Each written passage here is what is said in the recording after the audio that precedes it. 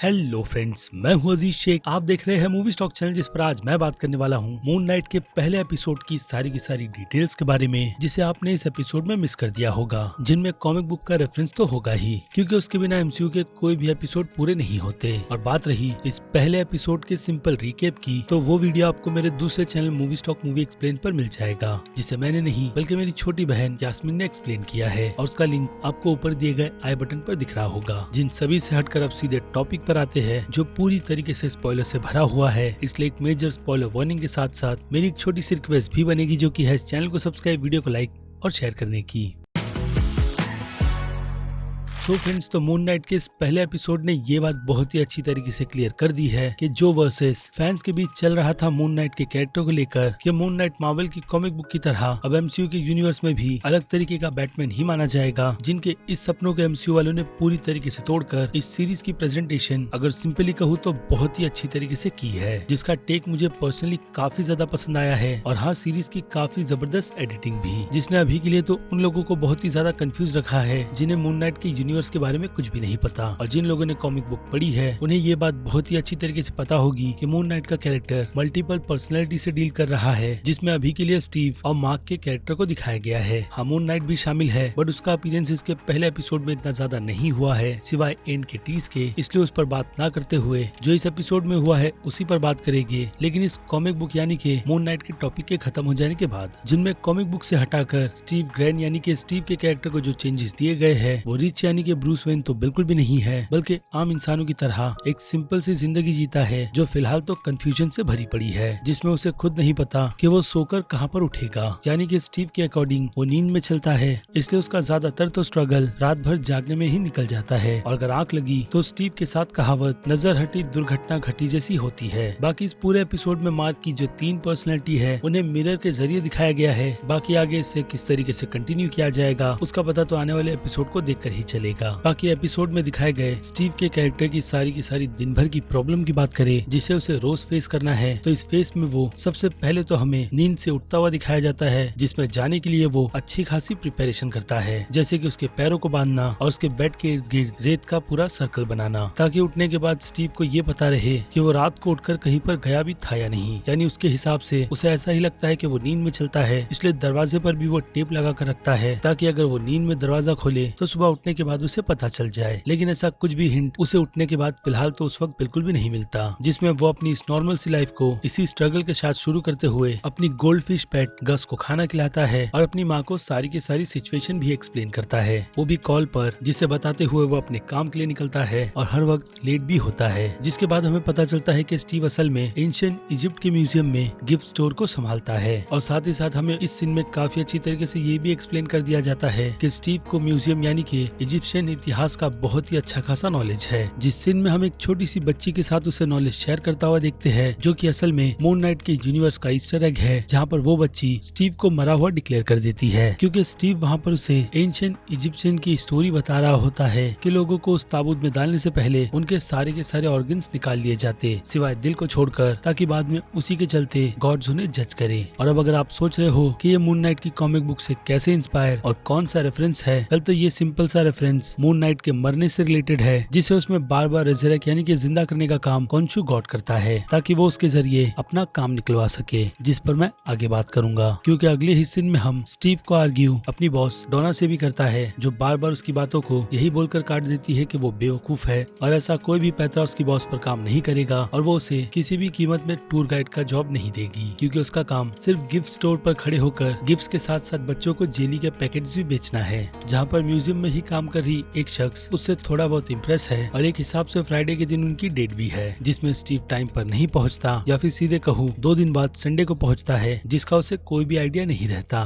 क्योंकि स्टीव को अब भी यही लगता है कि वो संडे नहीं बल्कि थर्सडे के बाद फ्राइडे की शाम की उस डेट को अटेंड कर रहा है, जो असल में 2 दिन पहले ही होकर निकल चुकी है। कैसे उस पर बाद में आएगी, जिसमें फिलहाल तो आते हैं स्टीव की सिचुएशन पर, जहाँ वो अपनी बॉस डोना से म्यूजियम के बाहर लगे हुए पोस्टर पर डिस्कशन करता है, यही बताते हुए कि म्यूजियम की तरफ से इजिप्शियन इंसेप्शन के सिर्फ 7 ही गॉड्स को डाला गया है, जबकि असल में उनकी गिनती 9 की है। लेकिन इससे डोना को कुछ भी फर्क नहीं पड़ता, इसलिए वो स्टीव को बस उसके काम को करने के लिए कहती है, जिसमें वो उसके हिसाब से किसी भी काम का नहीं। और यहाँ तक कि वो जिस म्यूजियम में काम करता है वहाँ के सारे लोग स्टीव को उसके नाम से बिल्कुल भी नहीं पहचानते, बस इतना जानते हैं कि एक बेवकूफ उनके इस म्यूजियम में काम करता है। यानी सिंपली देखा जाए तो स्टीव का कोई भी दोस्त नहीं है सिवाय स्ट्रीट पर शांत बैठे हुए उस स्टैचू परफॉर्मर के अलावा, जो चुपचाप बैठकर उसकी बातें सुनता है, जिसमें वो उसे अपनी डेट, बॉस और सोने तक की सिचुएशन को एक्सप्लेन करता है, जिसकी डिटेल मैं आपको ऑलरेडी दे चुका हूँ। लेकिन इस स्टैचू परफॉर्मेंस के लुक पर नजर डाले तो वो लुक मून नाइट की कॉमिक बुक के कैरेक्टर क्रॉली से बहुत ही ज्यादा मिलता जुलता है, जो कॉमिक बुक में मार्क को लोगों की टिप देता है कि असल में शहर में चल क्या रहा है। लेकिन फिलहाल तो यहाँ पर वैसा कुछ भी होता हुआ नजर नहीं आया, इसलिए ज्यादा गैस भी लगाना ठीक नहीं। जिससे हटकर स्टीव की अगले दिन की तैयारी पर आते हैं, जिसमें वो ना सोने की प्रिपरेशन कर रहा है ताकि सोकर वो कहीं पर भी भटक ना जाए, जिसके लिए उसे पूरी रात पजल, इजिप्शियन हिस्ट्री की किताबें और कॉल पर स्टे अवेकन की ट्रिक्स तक को लेते हुए देखते हैं, जिन चीजों को वो बार बार रिपीट करते हुए खुद के सोने तक की प्रिपरेशन भी करता है। लेकिन इस बार उसके सो के उठने के बाद सिचुएशन पूरी तरीके से बदल जाती है, क्योंकि वो अब अपने घर पर नहीं बल्कि किसी अलग ही लोकेशन पर है। जिस पर आने से पहले आते हैं इस एपिसोड के स्टार्ट पर, यानी कि सीरीज के विलन आर्थर के कैरेक्टर पर, जिसके एंट्री के वक्त हम बैकग्राउंड में बॉब डिलन के song every grain of sand को सुनते हैं, जिसे सुनते हुए हम उसकी प्रिपरेशन में ये भी देखते हैं कि वो खुद को दर्द देने के लिए ग्लास के टुकड़ों को अपनी सैंडल में डालता है ताकि चलते वक्त वो पीड़ा वो सहन कर सके। या फिर इसका सिंपल मतलब यही हो सकता है कि आर्थर पूरी तरीके से डिपेंड अपने गॉड यानी कि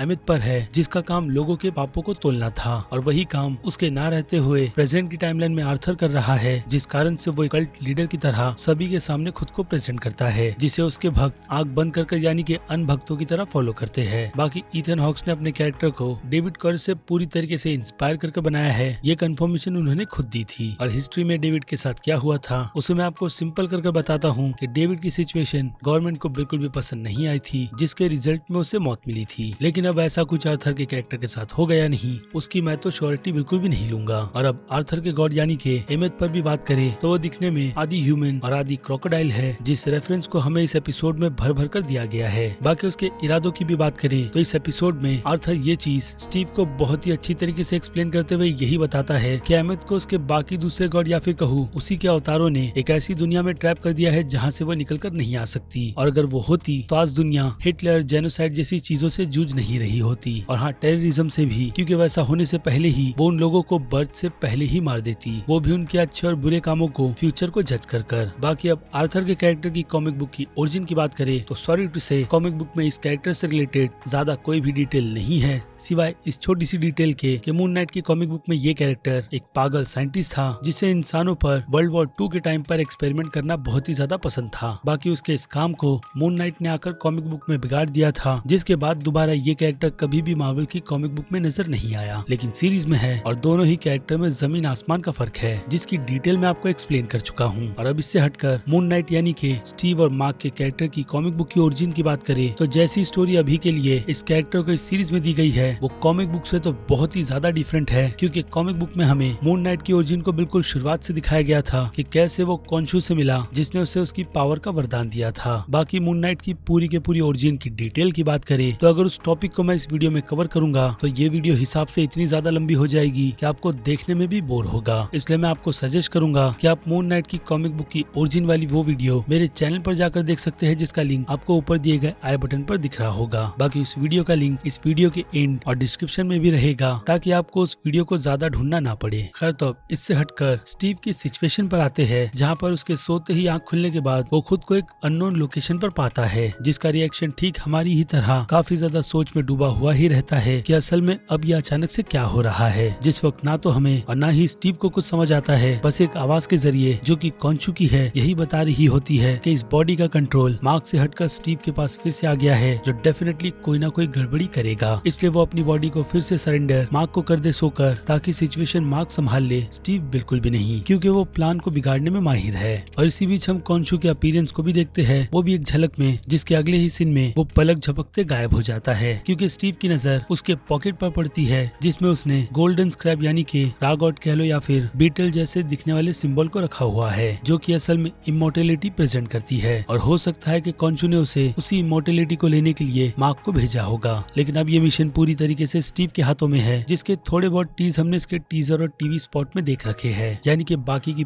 पूरी सिचुएशन जो हमें यहाँ पर फिंगर स्नैप की तरह दिखाई गई है पलक झपकते हुए, उसे अगले एपिसोड या फिर इसके दूसरे एपिसोड में एक्सप्लेन कर बताई जाएगी कि जब स्टीव मार्क की आइडेंटिटी में आता है तो वो क्या कुछ करता है और कितना ज्यादा वायलेंस है, क्योंकि वायलेंस की सिर्फ झलक ही दी गई है, जिसे देखने के लिए मैं क्या MCU फैंस भी बहुत ही ज्यादा बेकरार है। और अब इस लोकेशन की बात करें तो देखने से तो ऐसा ही लगता है कि ये लोकेशन जर्मन की है, लेकिन फिलहाल तो कंफर्मेशन दी नहीं गई है, इसलिए फिर से कहूंगा कि दिमाग लगाने की कोई जरूरत नहीं। और टीजर की बात करें तो टीजर में हमें हिंट मार्क के एजेंट होने का भी दिया गया था, जो वो डेफिनेटली यहाँ पर आने के बाद भी कर रहा है, लेकिन यहाँ पर उसका स्वागत अच्छे से नहीं होता, क्योंकि उसने शुरुआत में ही गार्ड्स की कंफर्मेशन के अकॉर्डिंग यहाँ के 2 गार्ड्स को मारा है, जिसकी खबर आर्थर के कैरेक्टर को भी उसका बॉडीगार्ड आकर देता है, क्योंकि स्टीव यहाँ पर उनसे बचते हुए तो भाग ही रहा है और साथ ही साथ वो कई लोगों के बीच जाकर घुल मिल गया है ताकि उसे ढूंढा ना जा सके। लेकिन आर्थर को पता है कि उसे ढूंढकर किस तरीके से निकालना है, जिसके पहले हमें आर्थर के किए गए कारनामों को भी दिखाया जाता है, इन्हीं चीजों को एक्सप्लेन करते हुए कि आर्थर अमित के कहने पर कैसे लोगों को जज करता है कि कौन अच्छा है और कौन बुरा। लेकिन अगर क्लियरली देखा जाए तो अमित यहाँ पर बूढ़ों को मारकर उनकी सोल खुद ही के पास रखती होगी, ताकि इससे वो पावरफुल बने और फिर से वो करे जिसे करने से उसे उसके दूसरे अवतार यानी कि दूसरे गॉड्स ने रोक दिया था। और जो जवानों की सिलेक्शन आर्थर वहाँ पर कर रहा है वो डेफिनेटली उसकी एक पूरी के पूरी लॉयल आर्मी खड़ी करेगी, एक ऐसे अनभक्तों की जो कभी भी उसके अगेंस्ट जाना नहीं चाहेंगे।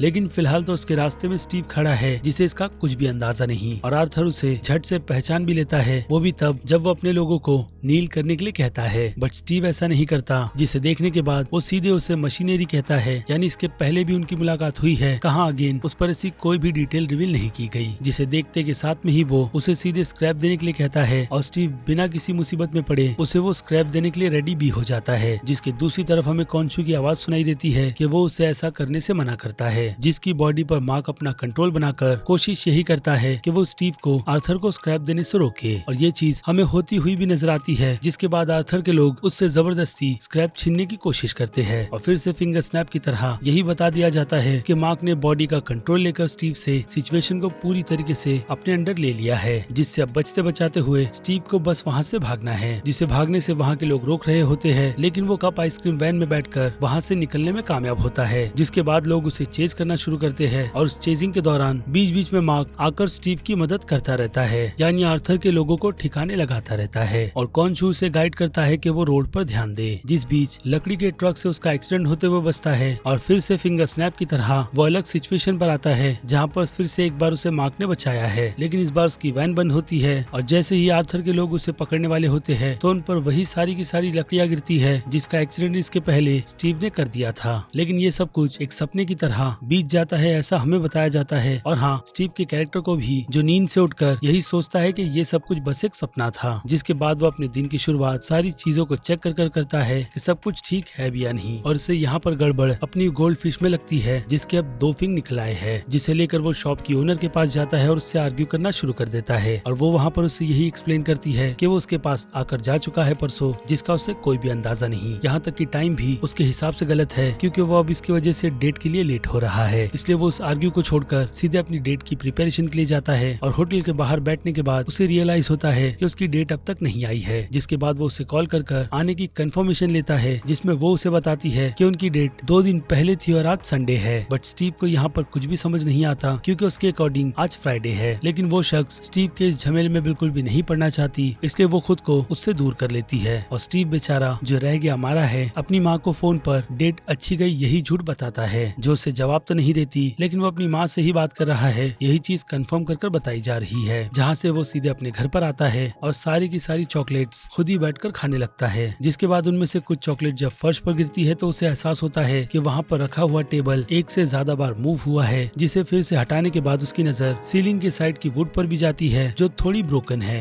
या फिर कहूँ किसी चीज को छुपाने के लिए बनाई गई है, जहाँ से उसे एक की और फोन भी मिलता है, और उस फोन में उसे नंबर लाया नाम की कैरेक्टर का मिलता है, जो कैरेक्टर कॉमिक बुक में मून नाइट की लव इंटरेस्ट है। और इसी के साथ साथ यहाँ पर नंबर डच कैम का भी है, जो कैरेक्टर कॉमिक बुक में स्टीव की हर बार मदद ट्रैवलिंग से लेकर बाकी और दूसरी चीजों में करता है। लेकिन आ जाए लाया पर तो उसका कॉल यहाँ पर आता है, जो उसे महीनों से कॉल करने का ट्राई कर रही है, जिसका जवाब वो बिल्कुल भी नहीं देता, यानी कि मार्क जिन दोनों की जोड़ी अच्छी ही रही होगी, इसलिए वो उसकी जान की फिक्र कर रही थी कि असल में वो कहाँ गया और उसे क्या हुआ है। लेकिन स्टीव को नहीं पता कि लाया कौन है, इसलिए जब वो उससे पूछता है अपना नाम बताकर, तो तो लाया कॉल कट कर देती है। जिसके बाद वो फिर से उसे कॉल करे तो मार्क खुद उसे सिचुएशन एक्सप्लेन करने के लिए आगे आता है आवाजों के जरिए। जिसके बाद वो ये कांटेक्ट बाथरूम के एक मिरर से उससे बनाता है कि वो खुद को ढूंढना बंद कर दे। जिससे डरते हुए अपने अपार्टमेंट से बाहर निकलता है और बाहर निकलने के बाद कॉन्शु भी शायद उससे कांटेक्ट बनाने के लिए उसकी तरफ बढ़ता है। जिसके बाद एलिवेटर में एक बूढ़ी औरत आकर खड़ी हो जाती है जो उसे डेफिनेटली पागल ही समझेगी। जिसके जाने के बाद वहाँ पर जंप स्केयर देते हुए कॉन्शु आता है और डेफिनेटली कुछ ना कुछ तो हुआ ही होगा। जिससे ये सीन सीधे नॉर्मल डे पर आ जाता है जहाँ पर स्टीव लंदन की बस में है और विंडो के बाहर कॉन्शु भी उसे नजर आ रहा है जो उस पर नजर रखे हुए है। और बस के अंदर उसका पीछा आर्थर भी कर रहा है जो स्टीव की गलतियों की वजह से यहाँ तक पहुँच गया है। जिसने उससे मिलते के साथ में ही ये बता दिया था कि वो कहाँ काम करता है और कहाँ रहता है। जिसके बाद स्टीव म्यूजियम में जाकर गार्ड को यही कहता है कि कोई उसका पीछा कर रहा है और वो उसे बचाए। लेकिन फिलहाल तो गार्ड मोबाइल में वीडियो देखने में बिजी है, उसका काम करने में बिल्कुल भी नहीं। जिसके बाद उसकी बॉस भी आकर जब उसे काम करने के लिए कहती है तो स्टीव सीधे मना कर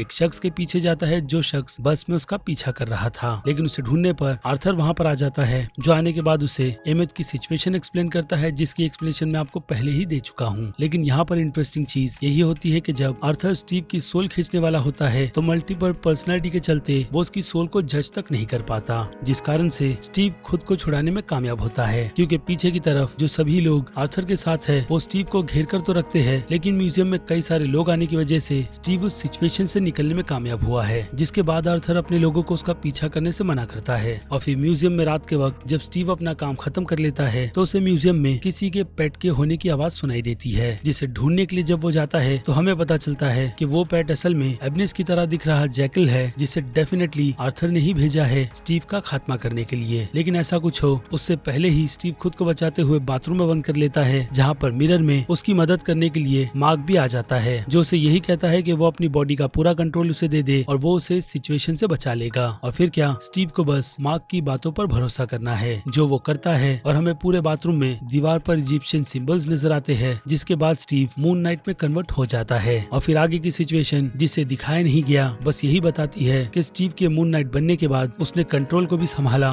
और उस जैकल को भी, जिसे मारने के बाद हमें मून नाइट का अपीयरेंस काफी क्विकली दिखाया जाता है। और फिर क्या इस एपिसोड को ही खत्म कर दिया जाता है एक ऐसे क्लिफ हैंगर के साथ जिसके अब अगले एपिसोड के वेट करने के अलावा हमारे पास दूसरा और कोई भी ऑप्शन नहीं। यानी कि इस एपिसोड के खत्म होने के साथ साथ मेरी इन्फॉर्मेशन भी खत्म होती है जिसे लेकर अब आपकी राय मुझे कमेंट में चाहिए क्योंकि अब वक्त है वीडियो को यहीं पर खत्म करने का। मैं हूँ अजीज शेख, आप देख रहे थे मूवी स्टॉक चैनल जिसे अगर आपने अभी तक सब्सक्राइब नहीं किया है तो सब्सक्राइब कर लीजिए और बगल में बने हुए बेल आइकन के साथ साथ नोटिफिकेशन को भी ऑल पर क्लिक कर दीजिएगा। बाकी अब मैं मिलूंगा जल्दी आपसे दूसरी किसी वीडियो में किसी और फिल्म या फिर किसी और सीरीज के टॉपिक पर बात करते हुए। तब तक के लिए आप मेरे चैनल के बाकी दूसरे वीडियोस को भी एंजॉय कीजिए। Till then